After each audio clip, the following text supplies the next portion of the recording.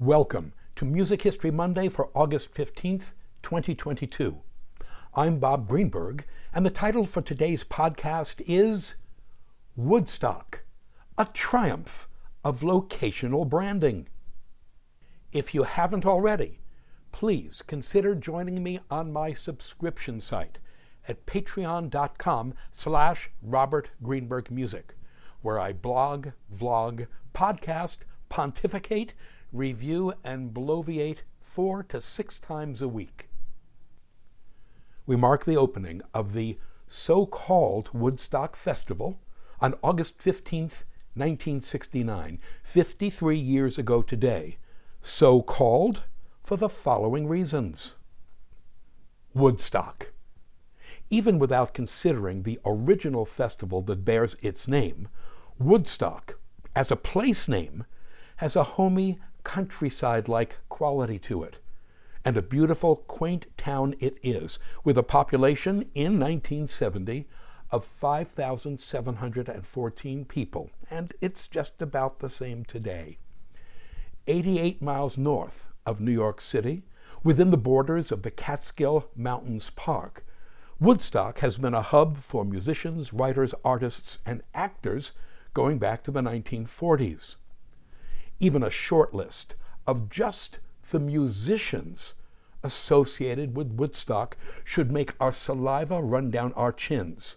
That short list includes the band, the members of which shared a house, and 2 of whom, Danko and Levon Helm, are buried in Woodstock Cemetery, Carla Bley, David Bowie, Jimmy Cobb, Henry Cowell, Jack DeJohnette, Bob Dylan, Jimi Hendrix, Pat Metheny, Charlie Mingus, Thelonious Monk, Van Morrison, Pauline Oliveros, Graham Parker, Bonnie Raitt, Sonny Rollins, Todd Rundgren, David Sandborn, Carlos Santana, and Peter Schickele, P.D.Q. Bach, his very self. The festival was created by an operation called Woodstock Ventures, which was run by 3 producers, Michael Lang, Artie Kornfeld, and Joel Rosenman, and 1 money man, John Roberts, who bankrolled the operation. The original plan was to hold the festival in Woodstock, New York, where it would bask in the reflected glory of the town's storied artistic reputation. But the locals nixed the idea almost immediately. They had zero interest in hosting what was then projected to be 50,000 assorted rock and rollers / hippies / druggies in what was their backyard. Organizers Joel Rosenman and John Roberts then came up with a 300-acre site at Mills Industrial Park in the town of Wallkill, New York, some 40 miles south of Woodstock. Woodstock Ventures leased the site for $10,000, roughly $80,000 today, in the spring of 1969. But the Wallkill Town Council was no happier about hosting the festival than had been the good people of Woodstock, and it created a Byzantine permitting process that made the festival an impossibility. As the projected date of the festival approached, and a venue had yet to be secured, we would imagine that a lot of hair was ripped and clothing rent from the heads and bodies of Messrs. Lang, Kornfeld, Rosenman, and Roberts. It was Michael Lang who found a gently sloping alfalfa field in Bethel, New York. The 600-acre field was on a dairy farm owned by one Max Yasgur, 1919 to 1973. Assured that only 50,000 people would attend the festival, the town of Bethel issued the necessary permits. Yasgur's neighbors there in Bethel were furious with him for leasing his land to the festival, but he stood by his guns. For our information, the site of the festival in Bethel, New York, is nowhere near Woodstock. It is some 60 miles as the bird flies southwest of Woodstock, a 73-mile, 1 hour and 37-minute drive via State Route 55 and US 209. By all rights, the thing should have been called the Bethel Festival. But there was no cachet in Bethel, New York. So the legend persists that the Woodstock Festival took place in Woodstock, New York. Perhaps Joni Mitchell should change the words of her song. By the time we got to Bethel, we were 500,000 strong. A phenomenal, generational event. The original 1969 Woodstock Festival has been enshrined as a generational and national myth from almost the moment it took place. Here are a few of the particulars. Again, as we've already observed, it was held on a 600-acre field in Bethel, New York, owned by a dairy farmer named Max Yasgur, roughly 100 miles northwest of New York City. 50,000 people were expected to attend. Instead, depending upon the source, it was attended by between 400,000 and 500,000 people. We will split the difference and call it 450,000. So many people showed up that early on, the organizers threw up their hands, opened the gates, and let everyone in for free. Let's let that number of attendees sink in for a moment. 450,000. New York City's Madison Square Garden has a capacity of 20,789. The Woodstock Festival was attended by 22 times that number of people. In terms of capacity, the largest baseball-only stadium in the world is Dodger Stadium in Los Angeles. It holds 56,000 fans. For our information, the world's largest indoor arena, the Philippine Arena in Bulacan, Philippines, has a capacity of 55,000 people. The Woodstock Festival was attended by over 8 times the capacity of Dodger Stadium. The attendance at the Woodstock Festival was roughly equivalent to the total populations of the following American cities: Miami, Florida; Omaha, Nebraska; Long Beach, California; Oakland, California; and Minneapolis, Minnesota. The number of attendees at the Woodstock Festival approached the total populations of the states of Wyoming and Vermont. The number of attendees at the Woodstock Festival was equivalent to the entire population of Brunei and Belize, and considerably larger than that of Iceland, which boasts a population of 345,393. An Aquarian exposition, 3 days of peace and music. The organizers of what was originally billed as an Aquarian exposition, 3 days of peace and music, expected that audience of roughly 50,000 people. So imagine their surprise when 10 times that number showed up at Max Yasgur's farm. It remains nothing short of a logistical miracle that while food and water were scarce and sanitary facilities minimal, the festival organizers and the residents of Bethel, New York, were still more or less able to feed, hydrate, and dispose of the bodily wastes of nearly 500,000 people during what was a hot, humid, and rainy weekend in August. The organizers also set up a children's playground and a drug tent to assist concertgoers who were, quote, freaking out on drugs, unquote. Though billed as a 3-day festival, running from August 15th to the 17th, Woodstock, in fact, lasted for more than 3 days. Because of delays, the final act, Jimi Hendrix, didn't take the stage until the morning of August 18th. Between Woodstock's opening act, Richie Havens, and the closer, Jimi Hendrix, festival goers heard a total of 32 acts, including Crosby, Stills, Nash & Young, Carlos Santana, The Who, Creedence Clearwater Revival, The Grateful Dead, Janis Joplin, The Band, Canned Heat, Joan Baez, Melanie, 10 years after, Sly and the Family Stone, Johnny Winter, Jefferson Airplane, Ravi Shankar, Country Joe and the Fish, Blood, Sweat and Tears, Arlo Guthrie, and Joe Cocker. No doubt, the festival had its hitches. There were 3 accidental deaths, including that of 17-year-old Raymond Mishak, who set up his sleeping bag on a garbage-strewn hill and was run over by a tractor hauling a tank filled with raw sewage emptied from the porta-potties. Killed by a shit wagon. What a way to go. Just yuck. Given the rain and the lack of proper grounding for all the electrical equipment, it is a marvel that there weren't a host of electrocutions. For our info, there were claims that 2 births occurred during the festival, though an investigation by the Associated Press was not able to substantiate even a single birth. No official records for these births exist.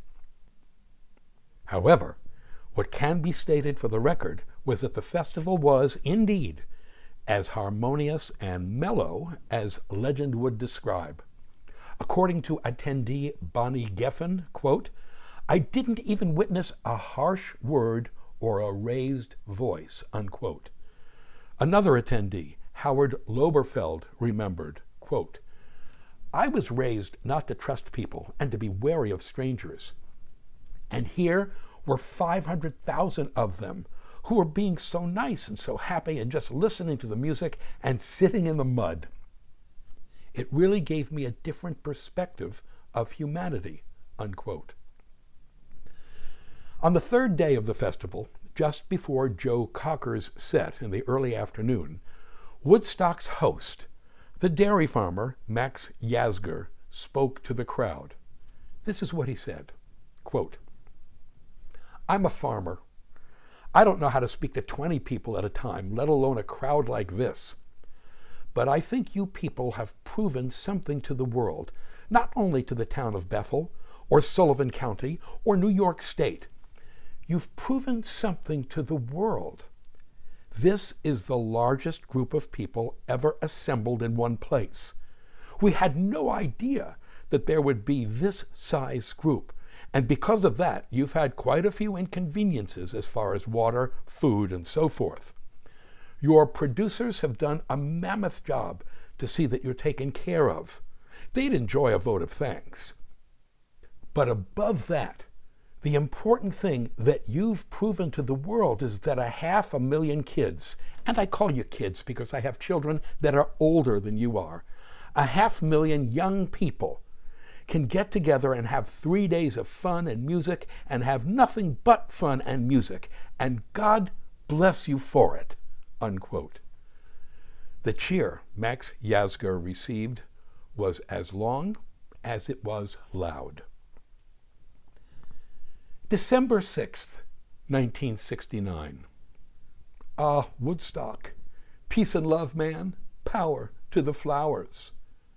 The concert that presumably brought the whole peace and love trip down occurred just 3.5 months later, on the other side of the country, at the Altamont Speedway in the San Francisco Bay Area.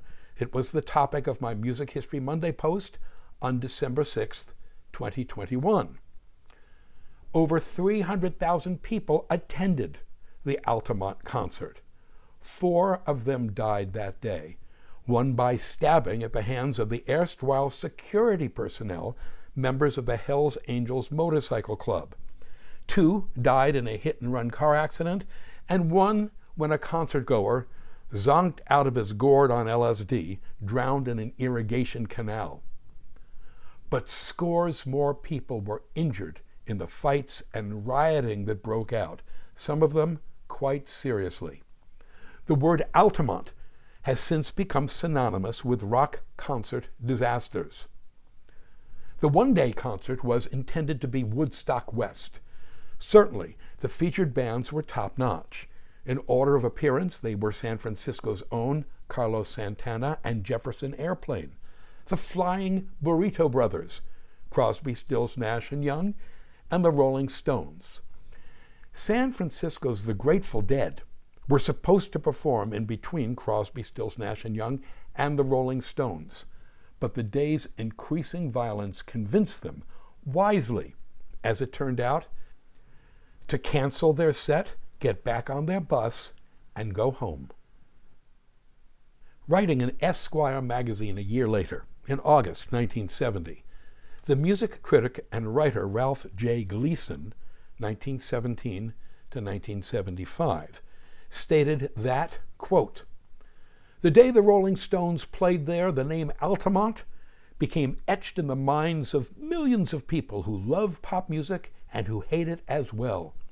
If the name Woodstock has come to denote the flowering of one phase of the youth culture, Altamont has come to mean the end of it," unquote. Now look, I'm a fan of Ralph Gleason's writing and criticism, but in the paragraph I just read, he indulges in an outlandish bit of literary hyperbole. Woodstock didn't represent any particular flowering of the youth culture any more than Altamont represented the end of it. They were, in fact, contemporary events. Woodstock could very well have been a disaster, and if the Rolling Stones hadn't been so stupid as to hire Hell's Angels to do security at Altamont, the concert might have come off with nary a glitch. With all due respect to Ralph Gleason, the message regarding Woodstock versus Altamont is not one of flowering versus unflowering. Rather, they represent the two sides of the same metaphorical coin. 1969 was, in many ways, the best of times and the worst of times. That's because the utopian ideals of the student movement, the women's movement, the civil rights movement, and the environmental movement coexisted with the hard realities of the day. The ongoing catastrophe in Vietnam, Richard Nixon's presidency, terrible racial unrest, the recent assassinations of Martin Luther King Jr. and Bobby Kennedy, and with it all, a fracturing of the American nation. As Charles Dickens wrote in A Tale of Two Cities, quote, "It was the best of times and it was the worst of times. It was the age of wisdom. It was the age of foolishness. It was the epoch of belief. It was the epoch of incredulity. It was the season of light. It was the season of darkness. It was the spring of hope. It was the winter of despair," unquote. Dickens was referring to the nation of France in 1775, 14 years prior to the beginning of the French Revolution. But he could just as well have been referring to the year 1969 in the United States, although he could not be referring to 2022, because, sadly, no one with 1/4 of a noggin would refer to these times as being the best, an age of wisdom, the season of light, the spring of hope. The original Woodstock Festival spawned a rock concert industry that thrives to this day. But as an event, it can never be equaled because it was unique to its time. Writes Valeria Ramos, quote, "Young Americans across the country were responding to the unequal, war-torn state of their country by uniting in song," unquote. Because of Woodstock's size, because of its music, because it was an utterly peaceful affair, the festival has come, for right or wrong, to symbolize the best of the counterculture and the utopian ideals it espoused. Was the festival the fairy tale fantasy it is often made out to be? Of course not. But we'd observe that there were zero reports of fighting or violence of any kind. There were no gunshots and no stabbings.